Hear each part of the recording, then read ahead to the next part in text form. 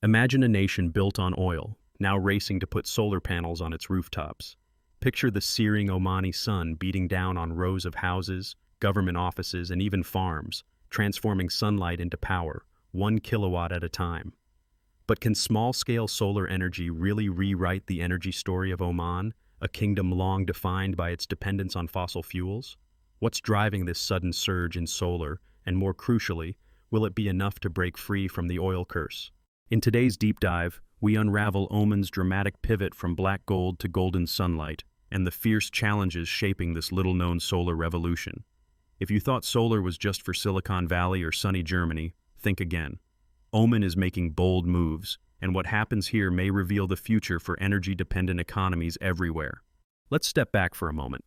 Oman, perched on the edge of the Arabian Peninsula, has always danced to the tune of oil. For decades, the country's prosperity, jobs, and government budgets have been pegged to the dizzying highs and punishing lows of the petroleum market. But with the world's eyes set on net zero emissions and climate deadlines looming, Oman faces a dilemma that should be familiar to every oil-rich economy: adapt or risk irrelevance. Enter Oman Vision 2040, a sweeping national plan to diversify the economy, modernize infrastructure, and crucially, deliver at least 20% of electricity from renewables by 2040. The government's even more ambitious target, net zero emissions by 2050. On the ground, the numbers are telling a story of transformation. At the end of 2023, Oman had 92.5 megawatts, MW, of small and medium-sized solar PV capacity installed. Not bad, but by the end of 2025, projections say this will leap to 130 MW. That's a 40% jump in just 2 years. Sure, these numbers might sound modest in a global context. After all, the entire country's peak demand is several gigawatts, and Dubai alone has over $1 installed. But for Oman, this is a seismic shift. For the first time, solar panels glint from rooftops in cities and villages. In 2024 alone, over 400 new applications for rooftop solar connections have flooded Nama Electricity Distribution Company, the state utility responsible for most of Oman outside Dhofar. Who's leading the charge? Out of 856 solar customers as of last year, the majority, 476, are residential households. They've installed almost $6 million collectively. But the real heavy lifters are commercial clients. Just 178 businesses supply a staggering 2/3 of the total solar PV output, about 60 million. Government agencies, 119 customers, and even agriculture, 83 farm installations, are getting in on the action, making up the rest. For Omani policymakers, this isn't about virtue signaling or jumping on the global green bandwagon. It's survival. As the world shifts away from fossil fuels, Oman must diversify or risk an economic cliff. Small-scale solar offers a tantalizing solution: homegrown energy, jobs in installation and maintenance, and a shot at local manufacturing that could one day rival imported panels from China or Europe. And that urgency is resonating. The Sultanate's main electricity distributor, Nama Electricity Distribution Company, is on a mission. In its 2024 annual report, the utility spells out how it's setting up dedicated units to shepherd rooftop and ground-mounted solar projects through every stage, from initial inquiry to final grid connection. The goal: cut red tape, build trust, and make solar as common as air conditioners. Efforts are underway to develop, plan, and promote eco-friendly energy systems, says NEDC, emphasizing the triple win of reducing carbon emissions, improving air quality, and preserving Oman's stunning natural landscapes. But here's the thing: installing solar isn't just about slapping panels on a roof. It's a complex dance of regulation, technology, financing, and culture. Oman's answer is a multi-pronged one. First, regulation. The Authority for Public Services Regulation, APSR, is rewriting the rulebook. They're overseeing technical guidelines across every step, ensuring safety, grid compatibility, and fair play. In 2023, a landmark royal decree dramatically eased land allocation for renewable projects. Suddenly, developers aren't hamstrung by endless bureaucracy, a move praised by legal analysts as a game changer for scaling up solar. Second, business models. While some residents and businesses buy their panels outright, big players are gravitating to build, own, operate, BOO agreements. Here, a contractor pays for and installs the system, then sells electricity to the customer under a long-term deal, usually at a lower price than traditional grid power. There's even a new twist. Solar as a Service, SaaS. Think of it like Netflix for electricity, a flat monthly fee, no upfront cost, and the installer takes care of everything. Third, incentives and financing. Oman is exploring green bonds, sukuk, and collaborating with banks to offer loans tailored to solar investments. There's talk of introducing feed-in tariffs, guaranteeing small producers a stable price for solar energy sent to the grid. Subsidies and grants are on the table. The Ministry of Energy and Minerals is cutting paperwork, slashing permitting times, and the Oman Sustainability Center is providing technical advice to shrink greenhouse gas emissions. Fourth, technology and infrastructure. Oman is betting big on intelligent grids. APSR is laying the foundations for a national smart grid able to handle distributed intermittent solar power. That means more investments in advanced metering, real-time monitoring, and data analytics. NAMA is piloting community solar plants for schools and hospitals, and the government wants 30% of all homes to have rooftop solar, fast. And fifth, local manufacturing. According to the Energy Industries Council, Oman's push to develop solar panel factories and component suppliers could catalyze new industries and foster resilience. After all, importing every panel is both expensive and risky when global supply chains can snap at a moment's notice. One of the most critical enablers for Oman's net zero plan is distributed solar generation, says Solar Power Europe. Without this, the country faces a daunting uphill battle. So far, the progress looks promising, but scratch beneath the surface and the picture gets more complicated. Why is this solar transition so tricky? The answer lies at the intersection of economics, social change, and engineering. Start with the economics. Oil is still cheap in Oman, thanks to government subsidies and world-beating reserves. Even as the world eyes greener energy, for many Omanis, fossil-fueled electricity seems cheaper, easier, and more reliable than experimenting with panels and inverters. Have you ever tried convincing someone to ditch a working car for an electric one? Now multiply that by an entire national grid. Financing is another hurdle. While green bonds and loans are promising, banks have been slow to adapt. Many small businesses and homeowners worry about the upfront costs of solar, despite the promise of lower bills in the long run. For agriculture and rural areas, even modest investments can be daunting. The government is pushing for new financial tools, but the rollout is uneven.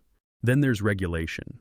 Even with the new royal decree, the bureaucracy in Oman can still be formidable.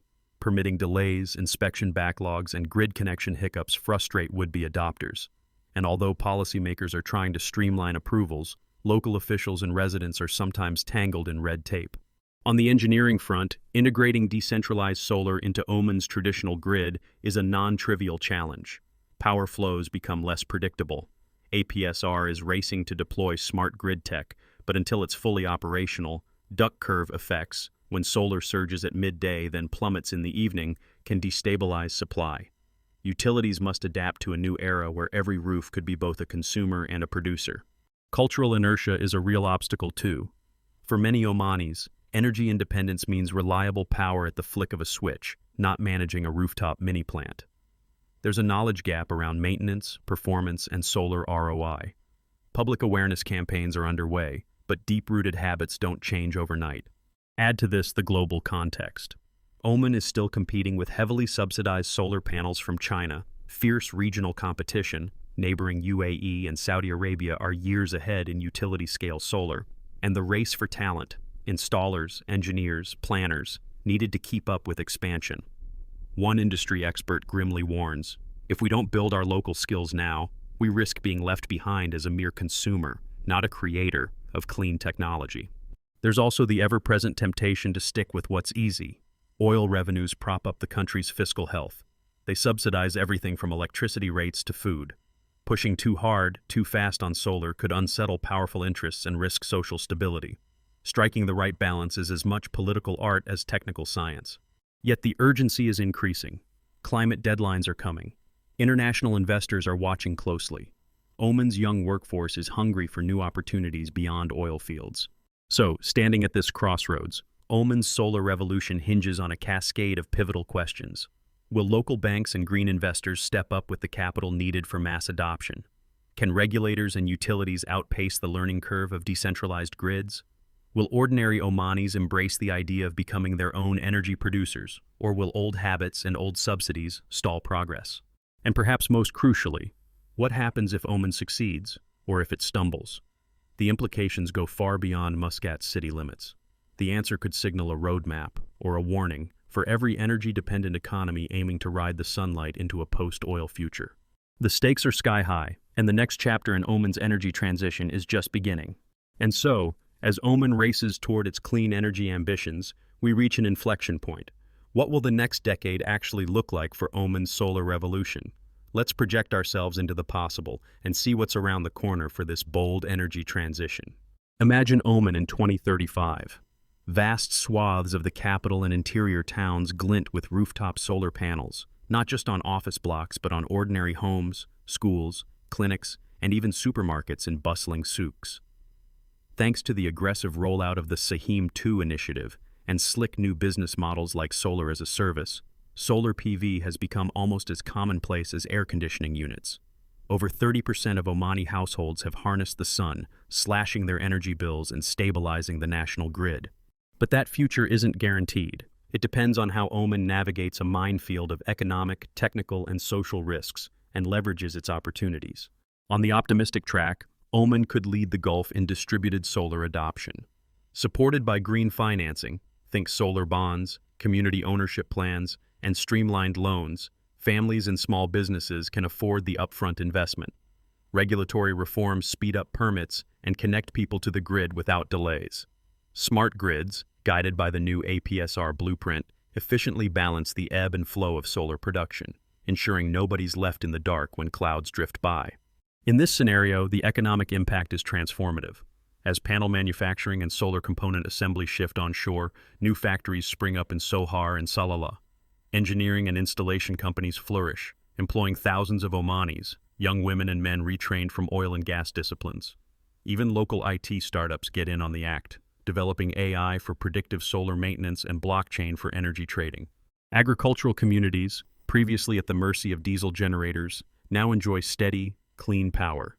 Community solar stations, quietly piloted today, become a staple in rural electrification, giving every child access to internet-powered education and cold storage for farmers. The benefits ripple out.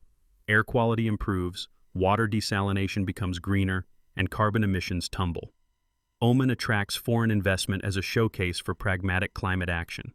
Neighboring countries take notice: Kuwait, Saudi Arabia, even parts of North Africa, studying Oman's model for their own post-oil transitions. But let's be honest, the pessimistic scenario is also possible. What if regulatory inertia slows down and green bonds remain a niche, not a game changer? What if imported panels stay cheaper than local ones, stalling domestic industry dreams?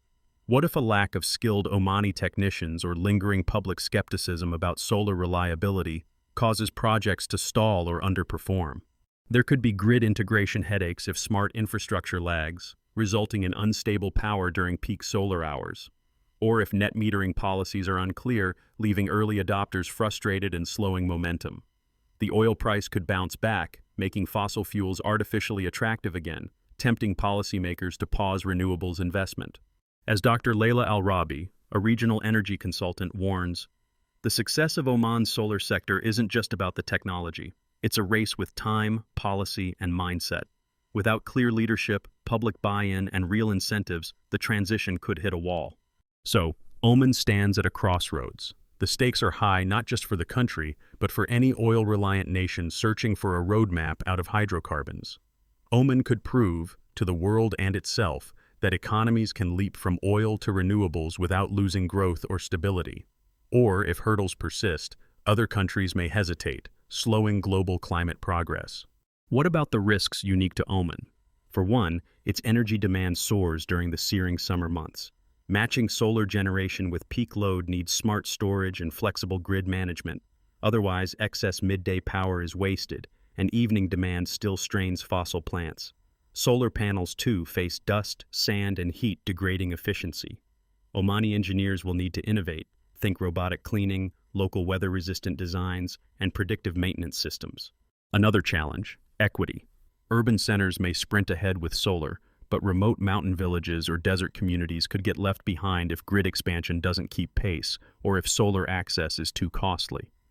The government and utilities must ensure that the solar revolution doesn't deepen existing inequalities. However, these risks come with opportunities. Oman's location gives it some of the highest solar irradiance on the planet. With proper research and international collaboration, Omani labs could pioneer next-generation technologies, ultra-efficient panels, advanced microinverters, or hybrid systems marrying solar with wind or hydrogen electrolysis. Already, Oman partners with EU and East Asian researchers to push these frontiers. And here's another little-known game changer: the planned use of solar to power green hydrogen production schemes. Experts like the Green Hydrogen Organization call this the secret engine of Oman's post-oil export strategy. If successful, Oman could sell not just sunshine-powered electrons but molecules, clean hydrogen, to global industries, from Europe to East Asia. Solar thus becomes not only a local resource but an export commodity, replacing oil on the balance sheet. So, looking forward, the question is not only can Oman build enough solar panels, but can it harness this opportunity to build a new industrial base, social contract, and global identity? If it can, the consequences will echo far beyond its borders. But what does all this mean for you, the viewer? Why should Oman's solar gamble matter to someone perhaps thousands of kilometers away? First, Oman's story is an energy transition laboratory. Whether you live in a sun-soaked nation, a windy plain, or a rainy city, the blueprint being tested here offers universal lessons on how to pivot from old industries to new, and from dependence to diversification. Oman's regulatory reforms, such as streamlining permits and setting up net metering, highlight that policy, not just technology, can make or break energy revolutions.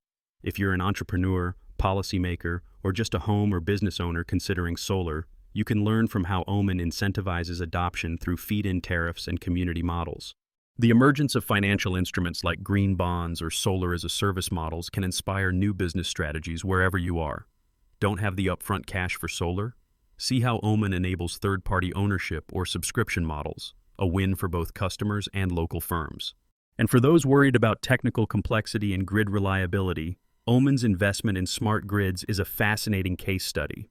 Upgrading centuries-old systems for the distributed digital age shows that even mature infrastructures can evolve, so long as leaders and engineers work hand in hand.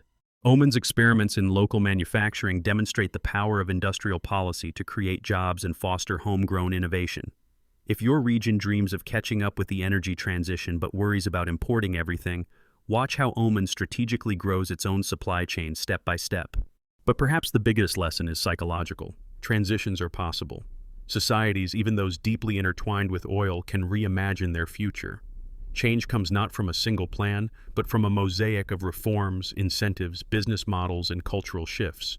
As one analyst from Solar Power Europe puts it, Oman's journey reminds us that the first step is the hardest, but every panel installed is a vote for a different tomorrow. Now, as we draw this story to a close, let's answer the burning question. Will Oman break through its hurdles quickly enough to redefine itself as a sustainable, solar-driven economy? Based on the evidence, Oman is on the right path, but it's a marathon, not a sprint. The government's vision is robust, business innovation is surging, and grassroots support is growing.